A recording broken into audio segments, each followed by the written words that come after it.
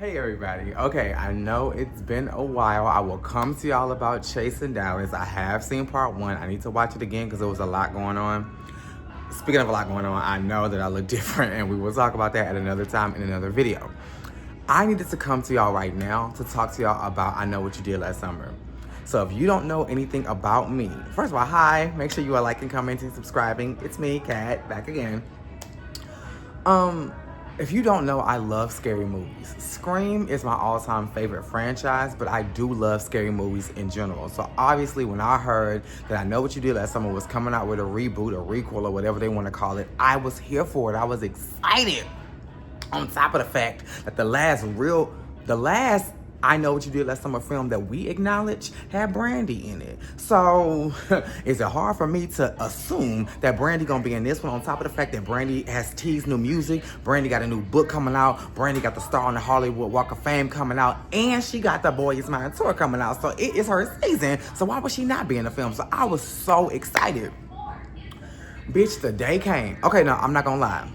Sometimes I do watch like the YouTube videos of the people who know like behind the scenes stuff, or like different clips, or like the breakdowns of the trailers, this, that, and the third. So I do watch some of those things to try to get like a consensus of what's going on, because I'm the type of person, I'm gonna enjoy the movie regardless. I don't necessarily want you to spoil it for me, but I can know a lot about the film and still go in enjoying it 100%. This film did not live up to my expectations, if I'm being honest. This film was lackluster. There were many times throughout the film where I looked at the person I was watching the film with and I was like, when is the big moment? Like, we were literally like in the third act, halfway through the second act, and I was like, I haven't jumped. I haven't, whoa, like, oh my God, like none of that. Like, there were no jump scares. I think we didn't even see a kill until the beginning of the second act, unless there was a really long first act. The way the whole, okay, so you know the premise of I Know What You Did Last Summer. Something happens in one summer, and then the next summer, they kind of like suffer the consequences of whatever happened. Okay, so the thing that happened, the first summer, was not even all that. It wasn't even that much for them to be going through what they were going through the following summer. And without saying too much, like, the people that are getting targeted have nothing to do with what happened the previous summer. They were there, but they have nothing to do with it. So why are they being targeted? So you go through the film and it's like lackluster. It's a few like moments that you're like, okay, it's cute. There's a lot of Gen Z references. The people who think they are funny are not.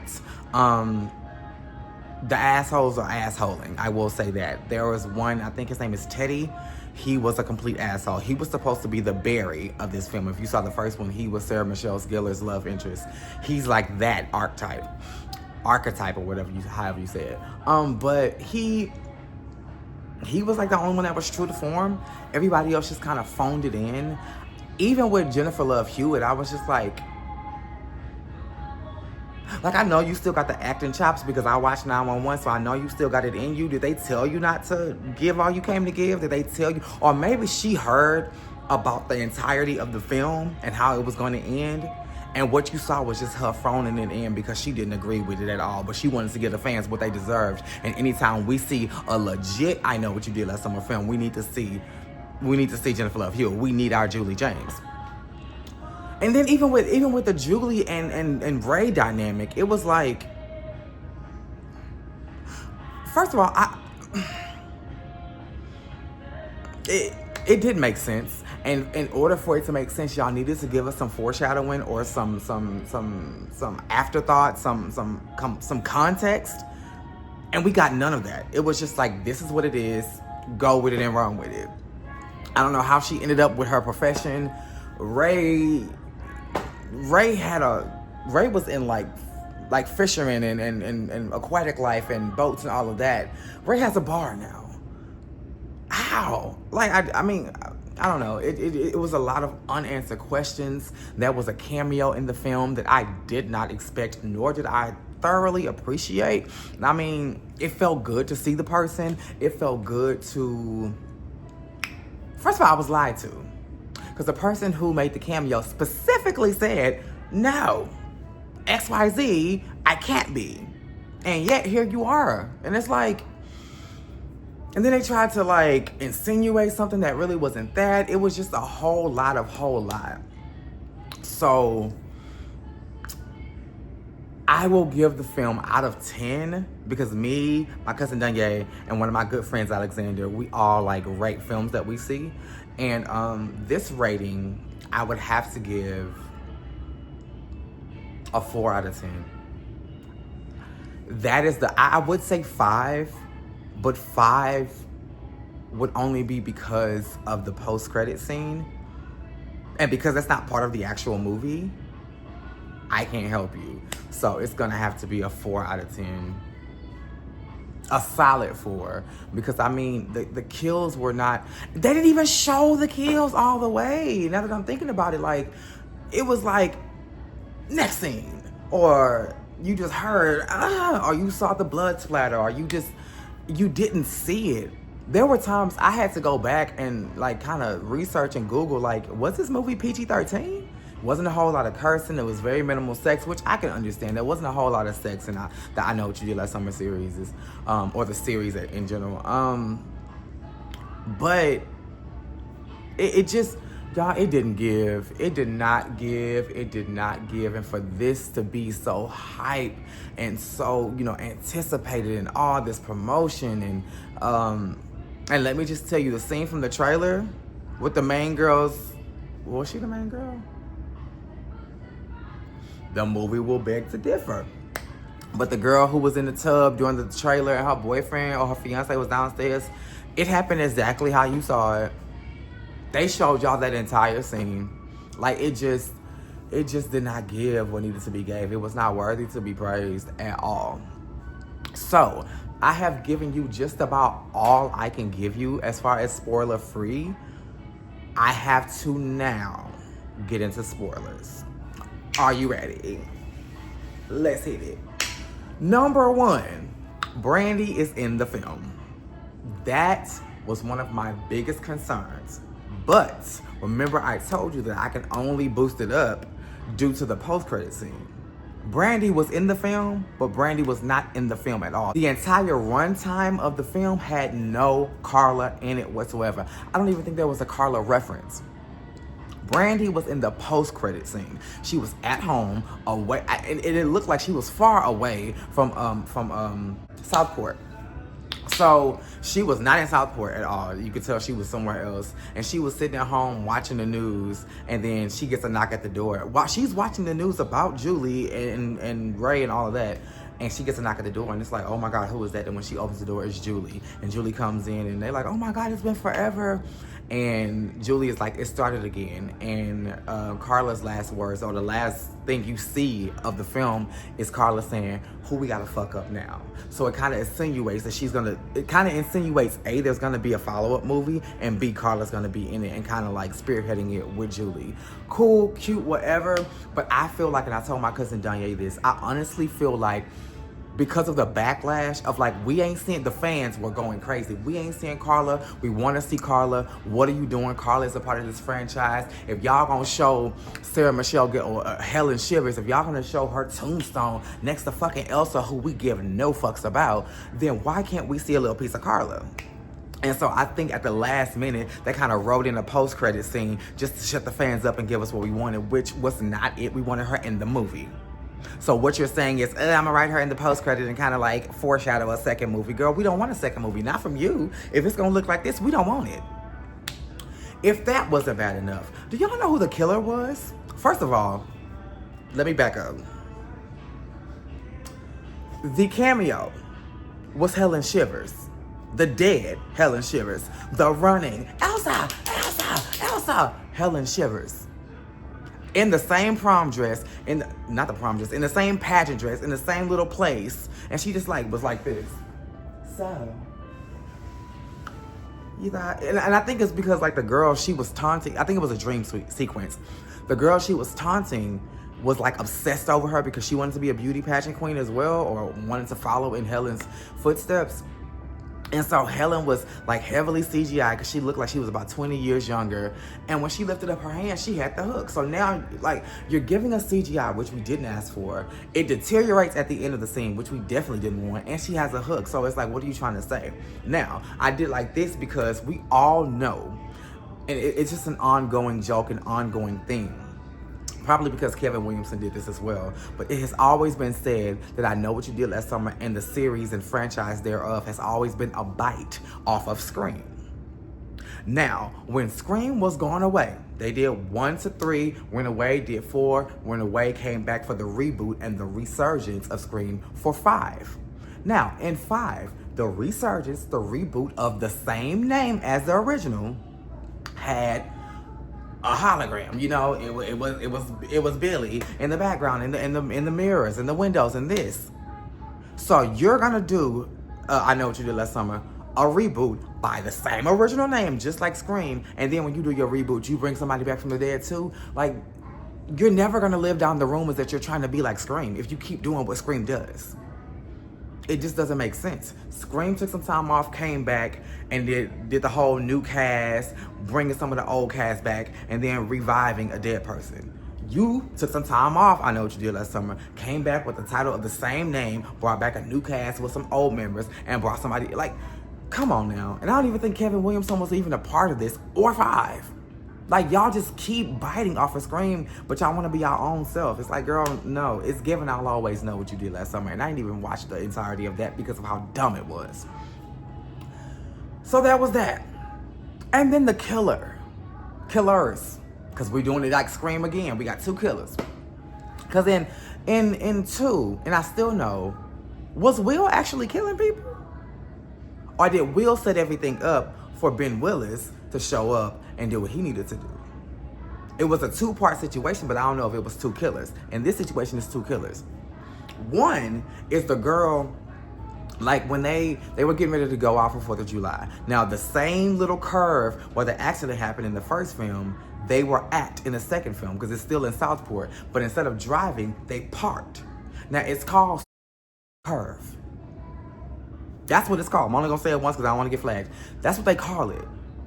Why would you park there in the most dangerous part of this road? But that wasn't even a problem. So anyway, they go and pick up this. It was a group of them, and they'll pick up this one girl. The one girl did not want to go. She was telling her friend, like, I freaking hate them. Like, they suck. Da, da, da. Oh my God, hey. Like, she was so fake. She did not want to go with them, but she went reluctantly. What happened was the asshole, the guy, the Teddy character, who I thought was Brandy's son, by the way, because he's half black. And his father, and let me know if y'all noticed this, because the guy who I was watching it with, he didn't catch it until after I brought it up. Teddy's father, the white guy, was actually Jennifer Lopez's husband in Enough. He looks older, but if you can look, you can get the ones in the 2s. So anyway, Teddy, the asshole, was standing in the middle of the street playing chicken. One car like almost hit him and he got snatched out the way at the last minute. Another time he was like doing a cha-cha, and when I tell you, the truck that caused this whole melee did everything but a cartwheel. He was in no danger of hitting Teddy. Teddy was in no danger of making this man drive off the road. That man went here, he went there, he did a flip, he went back, he went forward, and he did a spin, and before it was all over, he was hanging off the cliff. The kids tried to help him. Now, this was the dumbest part. You had the men trying to open the doors to get the man out. You had the ladies on the back of the pickup trying to keep it from sliding off the cliff. You thought girls was gonna be able to. So anyway, you got Teddy on the driver's side trying to get the man out, but I think the door was locked. Child, that man grabbed his shirt. It was like a button-down shirt.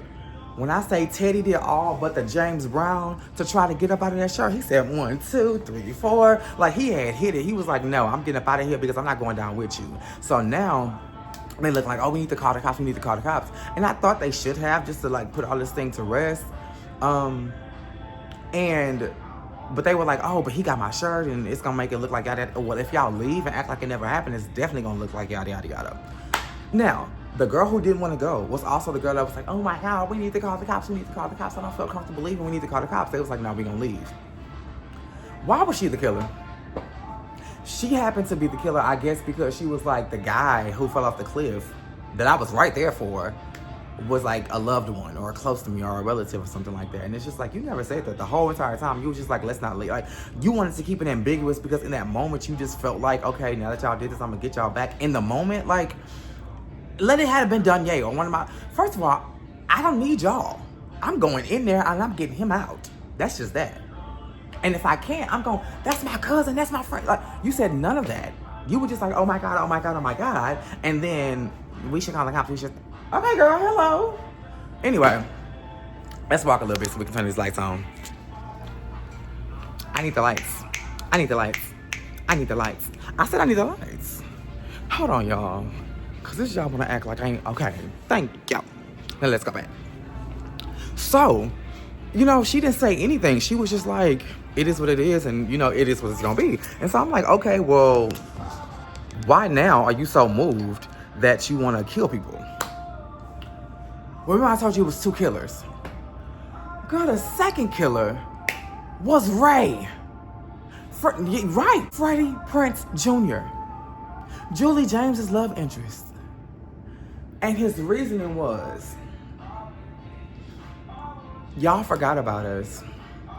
Southport forgot about us and want to act like what we went through didn't exist. Bitch, it was almost 30 years ago. This is 2025. This happened in 97. It's almost 30 years. And you still want us to be like, oh my God, we just can't know what happened in 97. I'm like, like, you got over it.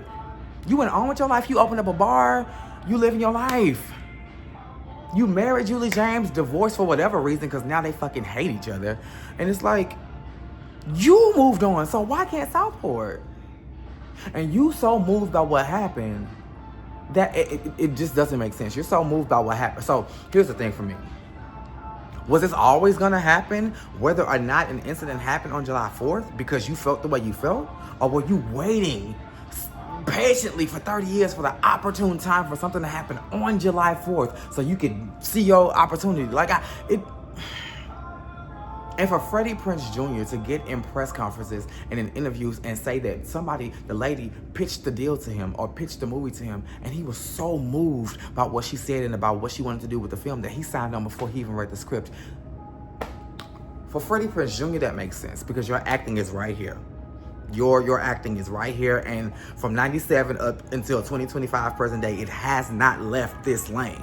Like, you're still, we need to do something. Like, it isn't giving anything. So, but this was a waste of time. Y'all wasted Screen Gem. Whoever did this movie, y'all wasted their money. Y'all wasted these people's time. Y'all wasted time writing a script. Y'all wasted the production time.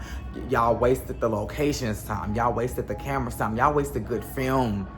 Y'all wasted a good slot that this production company or this network or whoever, funded this film could have used for an actually good film. Or y'all could have just sat in the editing room and said, you know what? Okay, cast. Okay, locations. This story sucks balls. So what we're gonna do is we're gonna toss you out, and I understand that you're best friends with Sarah Michelle Gellar and with Freddie Prinze Jr. If you wanna take them out the films, that's perfectly fine with me. We gonna go in a different direction. Because at the end of the day, Scream proved we don't need who we thought we needed. 6 was a damn good film, and Neve Campbell was nowhere in it. There was mention of Sydney, but that was it. It was even good without Dewey, and I hate to say it. I love me some Dewey, and I want him to come back. I wish he had never died. But the film was still good. Even Gail Weathers was in there here and there.